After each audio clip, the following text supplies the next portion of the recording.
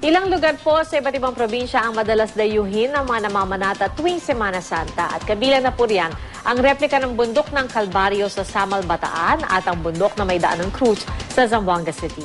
Balita natin ni Bam Alegre. Sapat na panahon ang dapat ialay ng mga nais magtika sa bundok ng Pulong Bato sa Abong-Abong Park sa Zamboanga City.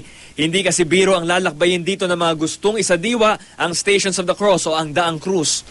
Magsisimula sa paanan ng bundok ang unang istasyon. Sa tuktok naman ng Mount Pulong Bato matatagpuan ang ika-14 na istasyon.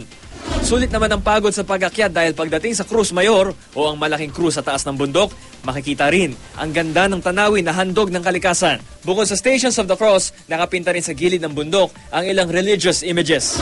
Inaasahang magsisimula ang dagsa ng mga mamamanata sa Huwebes Santo, kaya naman inihahanda na rin sa lugar ang ilang stalls na pwedeng pahingahan ng mga bisita. May pwesto rin para sa emergency response team. Sa Samal, Bataan naman, naglabasan na ang ilang replika ng Mount Calvary o ang bundok ng Golgotha kung saan ipinako sa krus si Jesucristo. Karaniwang gawa raw sa recycled at local materials tulad ng kugon, kawayan at mga lumang papel ang replika. Hindi rin mawawala ang imahe ng nagpakasakit na Jesucristo.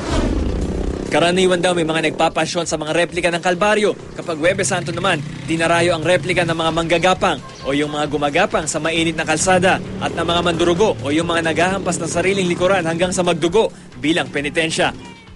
Bam Alegre, GMA News.